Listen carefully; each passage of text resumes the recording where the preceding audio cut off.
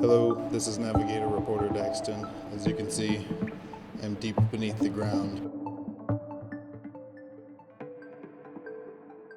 Geologically speaking, British Columbia is a pretty active region. What we have is a subduction zone with enough stored up energy to change the topology of the region in a single day. The big earthquake associated with the subduction zone is a significant hazard just because of the size of energy release. I mean, we all experienced the earthquake drills growing up in school, and all of that is linked to this idea that at some point in the future there may be a very large earthquake. The basic geoscience setup with the Cascadia subduction zone is that off the coast of Vancouver Island, off the west coast, there is a plate that's moving towards North America. And as those two move together, the heavier or more dense oceanic plate sinks beneath the North American plate. And so it goes through this process that we refer to in geoscience as subduction, where it sinks beneath another tectonic plate. And during that process, of course, there's all sorts of friction that builds up, and it's not an easy sliding process. And so what happens is the North American plate stores a lot of energy in tension as that subduction process happens. And so it's basically like a big spring that's being loaded. The rate at which that plate is moving is about 40 millimeters per year, or about the rate at which your fingernails grow. But over, many, many years of accumulated strain, it can build up quite a bit of energy to be released. So what is common at subduction zones are earthquakes. That's really part and parcel of the process of subduction. You get very, very few very high magnitude earthquakes, and you get many more small ones. So there's always earthquakes happening in this region. We just happen to not feel most of them because they're not big enough. The Cascadia subduction zone extends basically from the north end of Vancouver Island all the way down to the northern border of California. It's not unusual in terms of its distance from the coast. It varies a bit in different places, but it's on the order of a few hundred kilometers. Often it's pretty typical. We don't know whether in an event like that, whether the entire boundary would rupture at once, kind of like a zipper unzipping from one end to the other, or whether it would be isolated to certain segments. The truth is, with these large magnitude subduction zone earthquakes, they can release an amazing amount of energy. And so if you look at, the last major one that we experienced here on Earth, the 2011 earthquake that happened off the coast of Japan, that earthquake was a magnitude 9+ seismic event, and it was so large and redistributed so much mass on the Earth that it actually sped up Earth's rotation slightly. And shorten the day. That's the scale of energy release we're talking about, the ability to shift such large masses that really, they're the biggest kinds of energy events that we as humans could experience on the face of the Earth. Thinking about things in terms of energy and how much energy is associated with a process can be helpful in thinking about the rate at which it might occur. We have an idea of the past events and their spacing in time, but not enough to be able to make predictions as to when the next one will occur. In the past, they have happened as far apart as 700 or 800 years, sometimes as close together as 300. But that's from a sample of about 6 or 7 really, really large earthquakes. So there's these risks, but people continue to live here. I guess there's nowhere on Earth that you could live that would be perfect. There's always going to be tornadoes or monsoons or earthquakes or whatever have you. I wasn't born on Vancouver Island, I moved here, but when I first heard about the subduction zone, I was like wildly concerned about it. It took me a few years to sort of come to terms with it, and even then that sort of means just eventually moving off the island. But some people have lived their whole lives here and might be more attached to it than I am. So I asked a local-born Vancouver Island resident to fill me in on what it was like to grow up with earthquakes on the mind.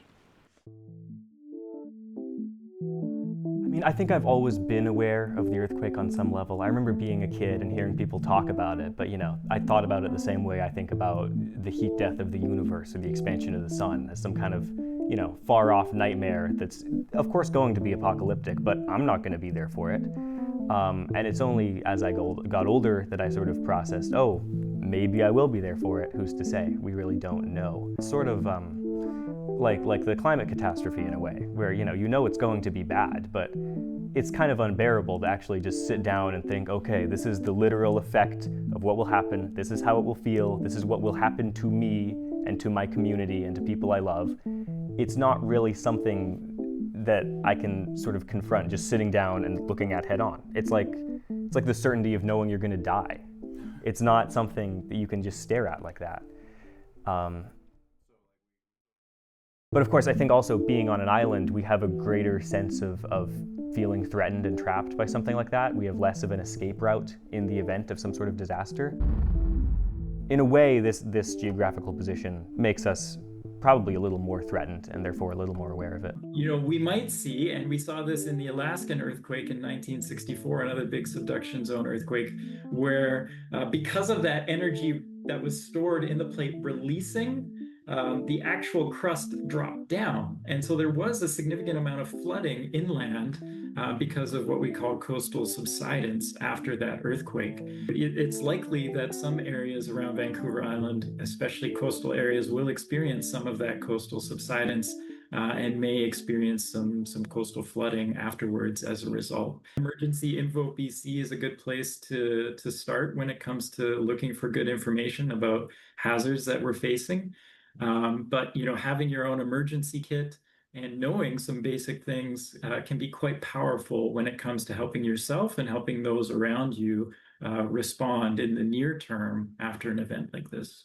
In my class, at the university here, I always have students look around them during the class time because we know the people that are closest to you when the event happens are going to be the ones that help you first and to respond to that scenario. And that's, I think, an interesting thing to think about for most people.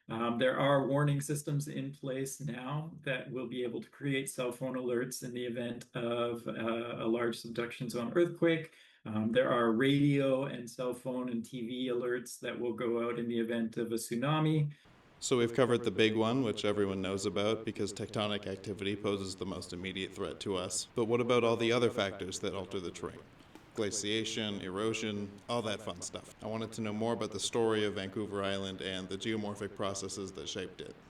So, the mountains that you have down the center of Vancouver Island have all been produced through uplift, right? And tectonic activity. And so if you think about sort of the next phase of what happens after you lift that rock up is that it starts to get worn down by other processes. So at one point in the relatively recent geologic past, pretty much all of Vancouver Island was covered in a thick sheet of ice that was grinding away at the surface and wearing down those rock surfaces. So much of Vancouver Island's landscape was affected, and we now see the effects of those glaciers on the landscape.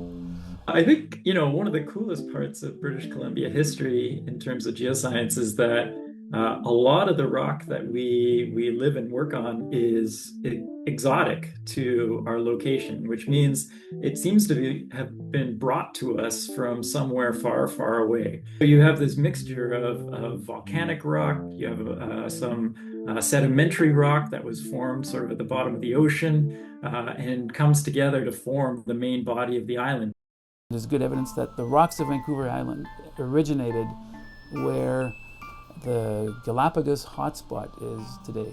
So the rocks formed at the latitude of the Galapagos Islands today and migrated tectonically to where we are today. This is really interesting history of all of this different rock, and it doesn't belong in the Canadian context. And I think it was a challenge for early geologists and geoscientists to work out as well, right? They had all sorts of fossils from what appeared to be very different environments. Trying to piece together that history was a real challenge. One of the aspects that's becoming increasingly obvious is that there's enough of us and we do enough work that we are competing with geologic processes in terms of geomorphic agents. We use Earth resources at a rate and in quantities now that rivals natural geomorphic processes. So that's an interesting sort of sobering thought to have in terms of the effects of humans on the planet. We are our own geomorphic agents. humans have been more influential on their environment in more recent periods because of industrialization, because of significant population growth. In my mind, there's no question that, as humans, we're able to modify the landscape in significant ways. And that happens here in the Pacific Northwest through all sorts of means. One of the main areas we see that is in our relationship to water. Capturing water in our river systems through damming mechanisms, using it to generate hydroelectric power. That has significant impacts on the environment, both downstream and upstream in those spaces, completely really redefining the geomorphology in the upstream and downstream spaces of that, because you're changing the energy in the river system. So it's a combination of different methods and different ways of thinking about how the Earth operates that allow you to build a picture with all those different data. And that's how you can arrive at, statements like I just made, that, there were ice sheets here 18,000 years ago, or that Vancouver Island, moved many hundreds to thousands of kilometers 80 million years ago, and the rocks of Vancouver formed in the Galapagos Island region, 250 million years ago or more even. So put some numbers to the operation of Earth. I thought it was really crazy that we could study things that take so many thousands of years to develop, but Andrew pointed out to me that some of these things actually happen in only a single day, like a seismic event, earthquake, tsunami. These larger events can alter the landscape significantly in a very short span of time. This has been Nav Videographer Daxton Comba reporting from underground, and now I have to find my way back to the surface.